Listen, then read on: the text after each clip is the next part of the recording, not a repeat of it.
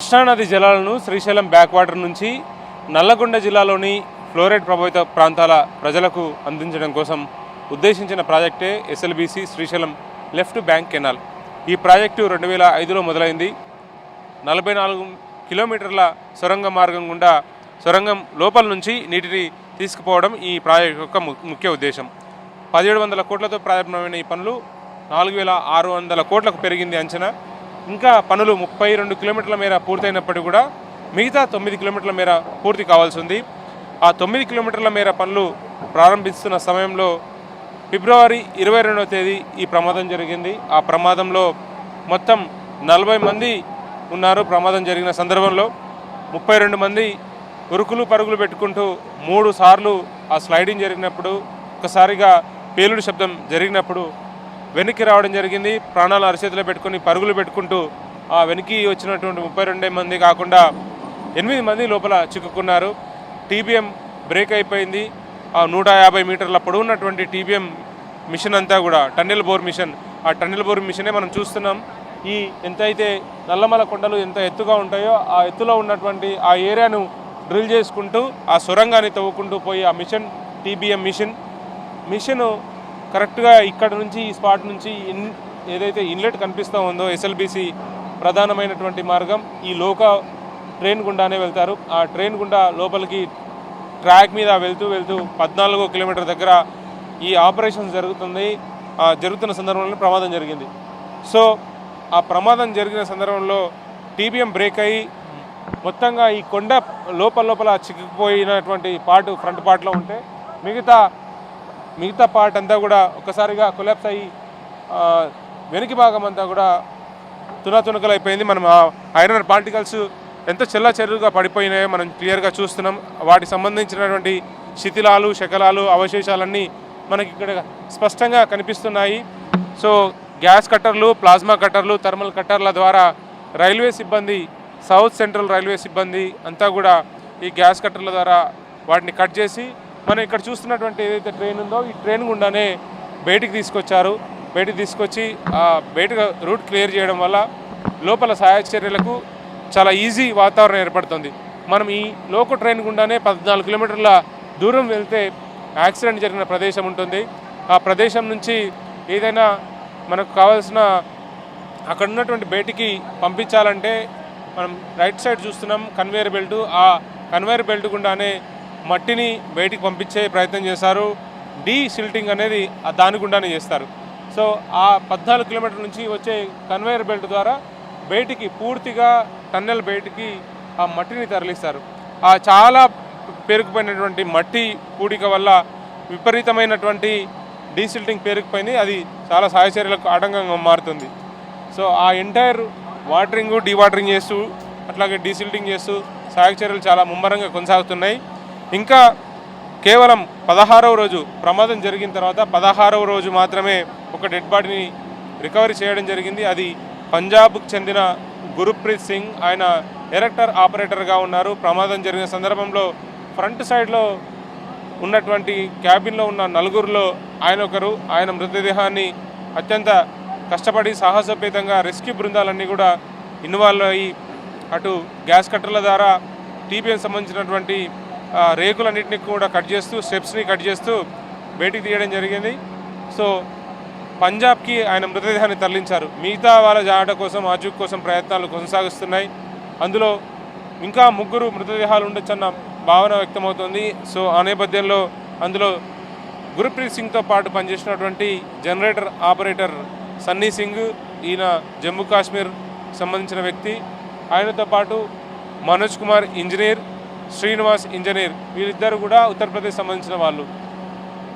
మొత్తంగా అక్కడ 3 మృతదేహాలు ఉండొచ్చన్న అంచనాతోటి D2 పార్క్లో తవ్వకాలు నిర్వహిస్తూనే ఉన్నారు. ఆ ఎంటైర్ ఆపరేషన్ అంతా కూడా సింగరేణి టీం, అట్లాగే ర్యాట్ హోల్ మైనర్స్, తర్వాత రైల్వే సిబ్బంది, ఆ 3 బృందాలు విడుదల వారీగా, షిఫ్ట్ల వారీగా పనిచేస్తూ సహాయక చర్యలను చాలా ముమ్మరంగా చేస్తున్నారు. మనము రైట్ సైడ్ లోక ద్వారా వచ్చినటువంటి అవశేషాలన్నిటి కూడా శకలాలు, టీబీఎం సంబంధించినటువంటి శకలాలే. ఇందులో ఎమర్జెన్సీ ఆక్సిజన్కి సంబంధించినటువంటి ఎక్విప్మెంట్ కానీ, తర్వాత గ్యాస్ ఆపరేటర్స్ కానీ, హైడ్రాలిక్ మిషన్స్ కానీ అన్నీ బయటికి తీసుకురావడం జరిగింది. వాటి అవశేషాలని మనం క్లియర్గా చూస్తున్నాం. ఇక లోకో ఇక్కడ నుంచి బయలుదేరితే 13.5 కిలోమీటర్స్ నుంచి ప్రమాద స్థలం సంబంధించిన జాడ కనిపిస్తుంది. అక్కడి నుంచి 500 మీటర్ల దూరం అంతా కూడా ఒక డేంజరస్ జోన్గా చెప్పవచ్చు, సెన్సిటివ్ ఏరియా. 14 కిలోమీటర్ దగ్గరనే టీబీఎం స్ట్రక్ అయినటువంటి ఏరియా ఉంటుంది. సో అక్కడ సహాయక చర్యలు ముమ్మరంగా జరుగుతున్నాయి. చాలా ప్రాణవాయువు ఆక్సిజన్ లెవెల్ చాలా తక్కువగా ఉంది.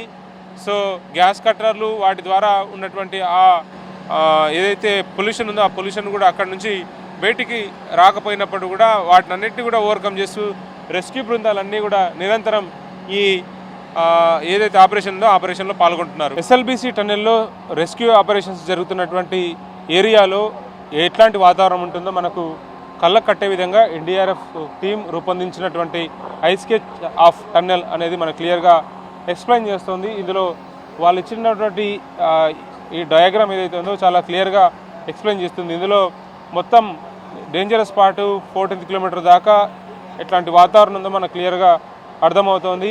ఇక్కడ మనకు కన్వేయర్ బెల్ట్ ఎంతవరకు సెట్ అయింది, టీబీఎం ఎక్కడ బ్రేక్ అయింది, టీబీఎం అవశేషాలు ఎక్కడ ఉన్నాయి, తర్వాత D1 D2 అనే ఏరియాలో ఎట్లా రెస్క్యూ ఆపరేషన్స్ జరుగుతున్నాయి అనేది మనకు క్లియర్గా ఎక్కడ జరుగుతున్నాయి అనేది మనకు క్లియర్గా ఇందులో ఎస్టాబ్లిష్ అవుతుంది.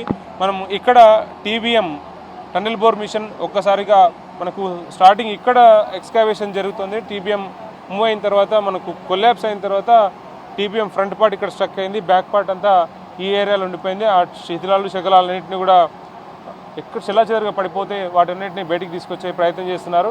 కన్వేయర్ బెల్ట్ మనకు టీబీఎం ఫ్రంట్ పార్ట్ నుంచి టీబీఎం ఒకసారి డ్రిల్ చేస్తూ ఉన్నప్పుడు టీబీఎంలో ఉన్నటువంటి కన్వేయర్ బెల్ట్ ఆపరేట్ చేస్తూ అక్కడ ఉన్నటువంటి రాక్స్ని కానీ సిల్ట్ని కానీ టీబీఎం లోపల నుంచి బయటికి పంపిస్తారు. ఈ కన్వేయర్ బెల్ట్ ద్వారా కంప్లీట్ 14 కిలోమీటర్ల బయటికి వచ్చే ఏర్పాటు చేస్తారు. సో ఎంట్రీ పాయింట్ నుంచి మనం కనుక చూస్తే మొత్తం 14 కిలోమీటర్ల వరకు ఉండేటువంటి స్కెచ్ ఇది.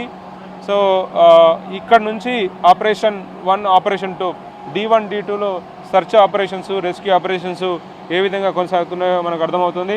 13 కిలోమీటర్ల తర్వాత 13.3 నుంచి ఇక్కడ నుంచి అసలైన యాక్సిడెంటల్ ఏరియాగా మనం చెప్పవచ్చు. ఇక్కడ అంతా కూడా టీబీఎం శిథిలాలు శకలాలు ఐరన్ పార్ట్స్ సిల్టు మట్టి గట్టిగా మారినటువంటి కాంక్రీట్ ముద్ద మనకు కనిపిస్తూ ఉంది. ఇక్కడి నుంచి మనకు సిల్ట్ లెవెల్ పెరుగుతూ ఉంది, మనం క్లియర్గా అబ్జర్వ్ చేయవచ్చు. మనకు డయా వచ్చేసి దాదాపు 10 నుంచి 12 మీటర్ల డయా ఉంటుంది. మొత్తం ఏదైతే టన్నెల్ రంధ్రం ఉంటుందో ఆ రంధ్రం అంతా ఉంటుంది. మనకి ఇక్కడ నుంచి గ్రాడ్యువల్గా 13.3 నుంచి సిల్ట్ అనేది పెరిగిపోవడం వల్ల కూడిక పెరిగిపోవడం వల్ల మనకు హైటు లెంత్ ఎట్లా పెరుగుతుందో అర్థమవుతుంది. మనకు బ్రోకెన్ ఏరియాలో ఇక్కడ తవ్వకాలు మొదట స్టార్ట్ చేసినప్పుడు కూడా ఎట్లాంటి అవశేషాలు దొరకపోతే మళ్ళీ D2 ఏరియాకి వెళ్ళారు. D2 ఏరియాలో ఐడెంటిఫై చేస్తూ అక్కడ తవ్వకాలు చేస్తే ఒక డెడ్ బాడీ దొరికింది. గుర్ప్రీత్ దొరికినటువంటి డెడ్ బాడీ కూడా మనకు ఈ ఏరియాలో మనం స్పష్టంగా అర్థమవుతుంది. సో మామూలుగా ఇక్కడ ఫస్ట్ ఎన్జిఆర్ఐ ఇచ్చినటువంటి డిమార్కేషన్ ఏరియా కూడా ఈ 2 ఏరియాసే. తర్వాత కేరళ నుంచి వచ్చినట్టు కెడవర్ డాగ్స్ కూడా ఇదే ఏరియాని ఐడెంటిఫై చేశాయి. సో ఈ ఏరియాలోనే నిరంతరం అన్వేషణ అట్లాగే నిరంతరం కూడా రెస్క్యూ ఆపరేషన్స్ అయితే కంటిన్యూ అవుతూనే ఉన్నాయి. మనకు ఈ ఏరియాలో చూస్తే లాస్ట్ ఏరియా టన్నెల్ ఏదైతే ఇండుపాటు ఉందో యాక్సిడెంట్ జరిగిన ఏరియా ఉందో అక్కడ దాదాపు 10 మీటర్ల డయా ఉంటే సుమారుగా కేవలం 1 ఫీటు గ్యాప్ మాత్రమే ఉంది. అంత మేరలో సిల్ట్ పేరుకుపోయింది. మొత్తం టీబీఎం మిషన్ అంతా కూడా అందులో కూరుకుపోయిందని చెప్పవచ్చు. కట్టరు మనకు టీబీఎం కట్టర్ అంతా కూడా ఈ ఏరియాలోనే ఉంటుంది. టీబీఎం మనం ఇక్కడ క్లియర్గా చూస్తున్నాం. ఇక్కడ టీబీఎం కట్టరు ఫ్రంట్ పార్ట్లో ఉంటుంది. ఆ కట్టర్ ద్వారానే సొరంగాన్ని కొండను తవ్వుకుంటూ టీబీఎం మూవ్ అవుతూ ఉంటుంది. వచ్చిన సిల్ట్ కానీ రాక్ కానీ బయటికి కన్వేయర్ బెల్ట్ ద్వారా బయటికి వస్తుంటుంది. సో మనకి ఇంత ఏరియాలో అంటే సిల్ట్ ఏ విధంగా పేరుకుపోయిందో మనకు క్లియర్గా ఈ ఐ స్కెచ్ ద్వారా అర్థమవుతుంది. సహాయక చర్యలు ఆ ఏరియాలనే నిరంతరం కొనసాగిస్తూ ఉన్నారు.